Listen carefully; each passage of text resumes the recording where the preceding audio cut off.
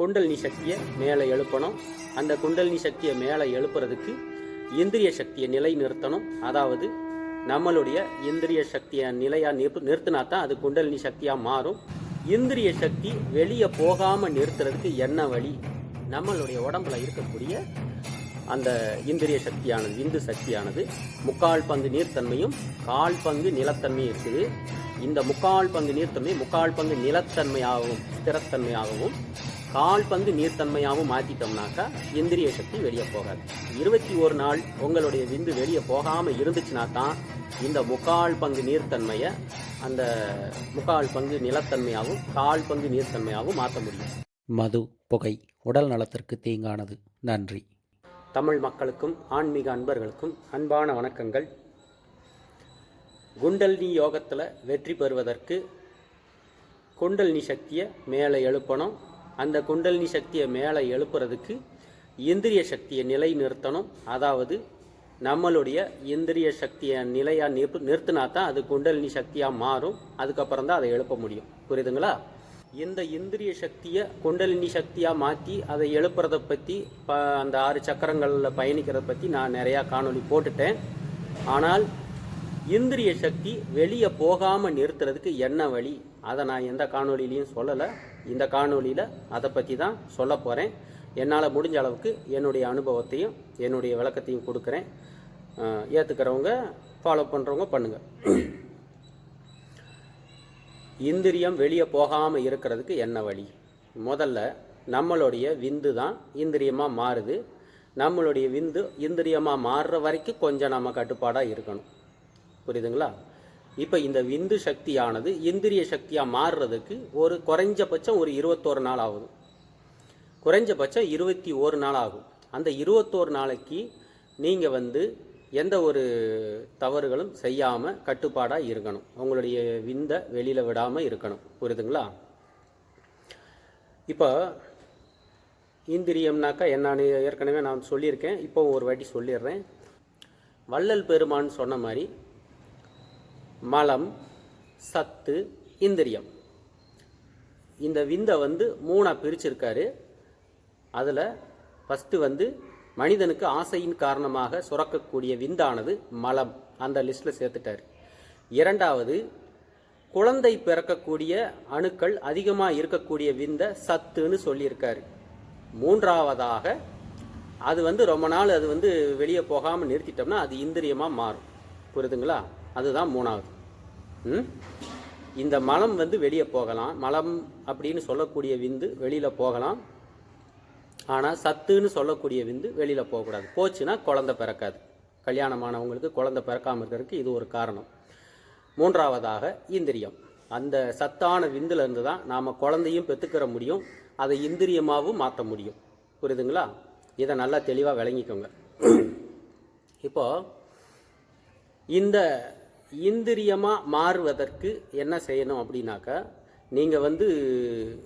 நீங்கள் பொதுவாக எல்லாரும் சில தவறான பழக்க வழக்கங்களால் தன்னுடைய விந்து சக்தியானது வெளியில் போய்கிட்டே இருக்கிற மாதிரி ஒரு சூழ்நிலைக்கு தள்ளப்பட்டுட்டாங்க. அது வெளியில் போக விடாமல் இருக்கிறதுக்கு என்ன பண்ணணும் அப்படின்றத பற்றி இந்த காணொலியில் சொல்கிறேன். இப்போது அதை பற்றி சொல்கிறதுக்கு அண்டத்தில் உள்ளது பிண்டத்திலையும் இருக்குன்னு நம்மளுடைய சித்தர் பெருமான்கள் சொல்லியிருக்காங்க. இப்போ அதை பற்றி நான் கொஞ்சம் முன்னாடி சொல்லிவிட்டு அப்புறமா அந்த சப்ஜெக்டை பற்றி சொல்கிறேன். புரியுதுங்களா? இப்போது இந்த உலகத்தை எடுத்துக்கலாம், இந்த பூமியை எடுத்துக்கலாம். 3/4 பங்கு நீர், ஒரு 1/4 பங்கு தான் நிலம் இருக்குது. புரியுதுங்களா? 76% 79% நீர் இருக்குது. ஒரு 29% தான் நிலம் இருக்குது. புரியுதுங்களா? அதே மாதிரி நம்மளுடைய உடம்பில் 79% அல்லது 76% நீர்த்தன்மை, அதாவது ரத்தத்தை தான் நீர்த்தன்மைன்னு சொல்கிறாங்க. புரியுதுங்களா? 76% நீர்த்தன்மையும் 1/4% தான் இந்த சதை, நரம்பு, எலும்பு, மச்சை இதை பூரா சேர்த்து சொல்கிறாங்க. இப்போது நம்மளுடைய இந்த உடம்புக்குள்ளே சுரக்கக்கூடிய விந்தானதும் இதே மாதிரி தான். 3/4 பங்கு நீர்த்தன்மை உள்ளது, 1/4 பங்கு நிலத்தன்மை உள்ளது. புரியுதுங்களா? இப்போ நம்மளுடைய இந்திரிய சக்தியில் முக்கால் பங்கு இருக்கக்கூடிய அந்த நீர்த்தன்மையை மாற்றணும். கால் பங்கு நீர்த்தன்மையாகவும் முக்கால் பங்கு நிலத்தன்மையாகவும் மாற்றணும். புரியுதுங்களா? இப்படி மாற்றிட்டா இந்த இந்திரிய சக்தி வெளியே போகாது. புரிஞ்சதுங்களா? நம்மளுடைய உடம்புல இருக்கக்கூடிய அந்த இந்திரிய சக்தியானது, விந்து சக்தியானது முக்கால் பங்கு நீர்த்தன்மையும் கால் பங்கு நிலத்தன்மையும் இருக்குது. இந்த முக்கால் பங்கு நீர்த்தன்மை முக்கால் பங்கு நிலத்தன்மையாகவும் ஸ்திரத்தன்மையாகவும் கால் பங்கு நீர்த்தன்மையாகவும் மாற்றிட்டோம்னாக்கா இந்திரிய சக்தி வெளியே போகாது. இப்படி மாற்றுறதுக்கு என்ன பயிற்சி செய்யணும் அப்படின்றத நான் சொல்லிடுறேன். அது என்ன பயிற்சி செய்யணுன்றதுக்கு முன்னாடி ஒரு 21 நாளாவது நீங்கள் கட்டுப்பாடாக இருக்கணும். 21 நாள் உங்களுடைய விந்து வெளியே போகாமல் இருந்துச்சுன்னா தான் இந்த முக்கால் பங்கு நீர்த்தன்மையை அந்த முக்கால் பங்கு நிலத்தன்மையாகவும் கால் பங்கு நீர்த்தன்மையாகவும் மாற்ற முடியும். புரியுதுங்களா?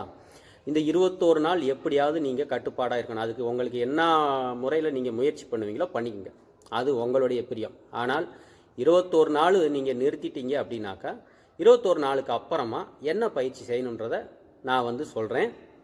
பாருங்கள் மக்களே, இப்போ நம்மளுடைய மாணவர் பத்மாசனத்தில் அமர்ந்திருக்காரு. இந்த பத்மாசனத்தில் ஒரு 5 நிமிஷம் உட்காந்து நீங்கள் மனசை ஒருநிலைப்படுத்தி கொஞ்சம் தியானம் பண்ணிக்கங்க. இது சூரிய ஒளியை நோக்கி உட்காந்துருந்தால் நல்லது, சிறந்தது. இந்த ஆசனத்தில் உட்காந்து சூரிய ஒளியை நோக்கி நம்மளுடைய இந்திரிய சக்தி வெளியே போகாமல் இருக்கணும்னு வேண்டிக்கிட்டு அடுத்த பயிற்சியை செய்யலாம்.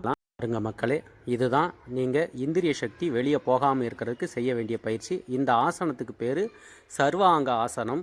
இந்த சர்வாங்க ஆசனத்தை 3 நிமிடம் வரைக்கும் இப்படி நின்றுட்டிங்கனாக்கா உங்களுடைய இந்திரிய சக்தியானது வெளியில் போகாது. 3 நிமிஷம் கழித்து திருப்பியும் பத்மாசனத்தில் உட்காந்துக்கிட்டு நீங்கள் ஒரு 5 நிமிஷம் அமைதியாக ரிலாக்ஸ் பண்ணிவிட்டு திருப்பியும் 3 நிமிஷம் இந்த சர்வாங்க ஆசனத்தை செய்யலாம். இந்த மாதிரி ஒரு நாளைக்கு 5 முறை செஞ்சீங்கனாக்கா உங்களுடைய இந்திரிய சக்தியானது 1 மாதத்துக்கு மேலே நிற்கும், உடம்புல நிற்கும். அதுக்கு மேலேயும் தொடர்ந்து நீங்கள் இந்த பயிற்சி செஞ்சுக்கிட்டே இருக்க அது டோட்டலாகவே வெளியில் போகாமல் இந்திரியம் பலப்படும். நீர்த்தன்மையாக இருக்கக்கூடிய இந்திரிய சக்தி அந்த நிலத்தன்மையாக மாறி உடம்புலையே ஸ்திரமாக நிற்கும். சரிங்களா? இந்த பயிற்சியை பார்த்துங்க. இதுக்கு பேர் சர்வாங்க ஆசனம். இந்த சர்வாங்க ஆசனம் செஞ்சு முடிச்சுட்டு திருப்பியும் நாம் பத்மாசனத்தில் உட்காந்து சூரியனை நோக்கி அந்த சூரிய ஒளி நம்ம உடம்புல படுற மாதிரி உட்காந்துக்கிட்டு நம்மளுடைய இந்திரிய சக்தியானது ஒளியாக மாறுற மாதிரி ஒரு சங்கல்பம் பண்ணிக்கிறணும். அந்த சங்கல்பம் பண்ணிங்கன்னா கண்டிப்பாக அது ஒளியாக மாறும். புரியுதுங்களா?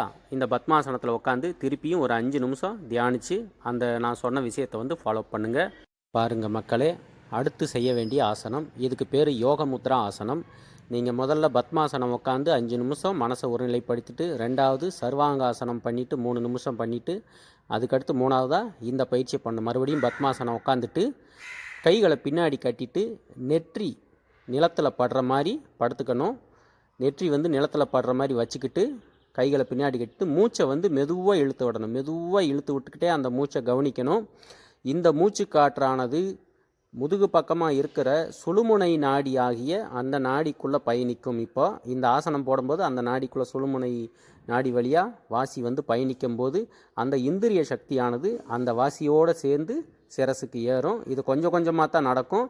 இந்த ஆசனங்கள் 2 நிமிஷம் அல்லது 3 நிமிஷத்துக்கு மேலே பண்ண வேணாம். அந்த 3 நிமிஷம் கூட ஒரு நிமிஷமாக கேப் விட்டு பண்ணுறது உத்தமம்.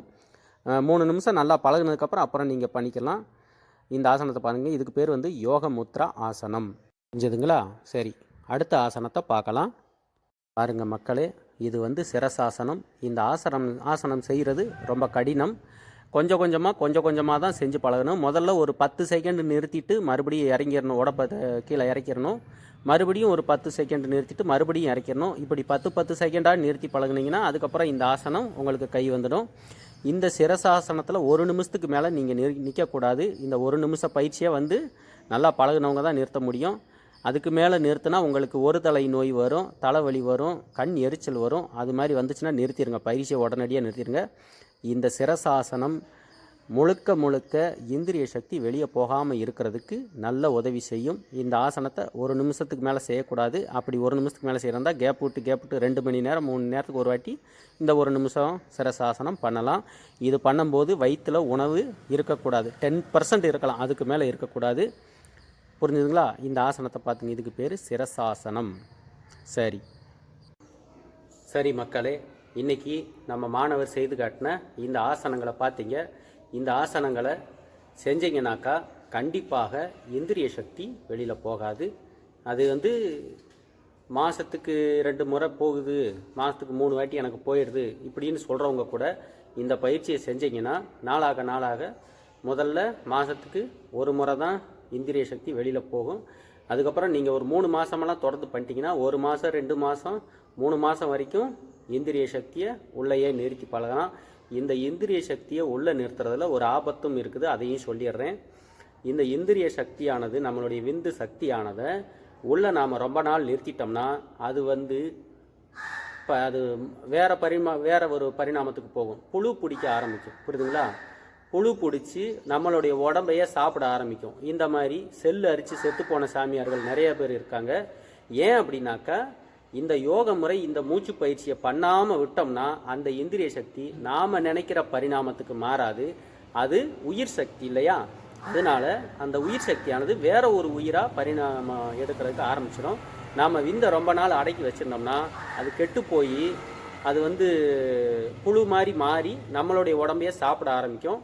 அதனால் நீங்கள் இந்திரியத்தை அடக்கிறதா இருந்தால் இந்திரிய சக்தியை யோக முறை பண்ணி அதை ஒளியாக மாற்றுறதுக்கு முயற்சி பண்ணுங்கள். இல்லைன்னா நீங்கள் நார்மலாகவே இருக்கிறது நல்லது. இந்த யோகாசனம் பண்ண முடியாதவங்க என்ன பண்ணுறதுன்னு நீங்கள் இப்போ கேட்கலாம், அந்த சந்தேகமும் வரும். சிவாய நம மந்திரம், புரியுதுங்களா? இது இப்போ நான் சொல்கிறது பக்தி மார்க்கம் கான்செப்ட். சிவாய நம மந்திரத்தை ஒரு 1008 முறை காலையிலையோ அல்லது இரவுலையோ சொல்லிட்டு நீங்கள் தினசரி சொல்லிக்கிட்டே வந்தீங்கன்னாக்கா இந்த இந்திரிய சக்தி அதுவே கட்டுப்படும், அதுவே ஒளியாக மாறும், எல்லாமே அதுவே கரெக்டாக நடக்கும். புரியுதுங்களா? இது பக்தி மார்க்கத்தில் இருக்கக்கூடிய அனுபவத்தை வச்சு சொல்கிறேன். சிவாய நம மந்திரத்தை ஒரு நாளைக்கு 1008 முறை சொல்லுங்கள், தினசரி சொல்லிடுங்க. சொல்லிட்டீங்கனாக்கா அந்த சிவபெருமான் உங்களுக்கு தேவையான அனைத்தையும் அவரே செய்வார். அதனால் இந்த காணொலியில் பார்த்த இந்த யோக முறையை ஃபாலோ பண்ண முடிஞ்சவங்க ஃபாலோ பண்ணுங்கள். அதை ஃபாலோ பண்ண முடியாதவங்க சிவாய நம மந்திரத்தை ஜபம் பண்ணிங்கனாக்கா இந்திரியம் நல்லா வலுப்படும், கட்டியாகும், ஒளியாகும். புரியுதுங்களா? இந்த காணொலி முழுக்க ஆன்மீகத்தில் பயணிக்கிறவங்களுக்கு தானே தவிர வேற உலக வாழ்க்கையில் இருக்கிறவங்களுக்கு இது கிடையாது. அதனால ஆன்மீகத்தில் பயணப்படுறவங்களுக்கு இது உதவியாக இருக்கும்னு நினச்சி தான் இந்த காணொலி போட்டேன். நன்றி மக்களே. மீண்டும் அடுத்த காணொலி அஷ்டமா சித்தியை போடலாம்னு நினைக்கிறேன். அஷ்டமா சித்தியை பற்றின எனக்கு தெரிஞ்ச விளக்கங்களை நான் கொடுக்குறேன். நன்றி, வணக்கம். அகத்தியர் திருவடி போற்றி.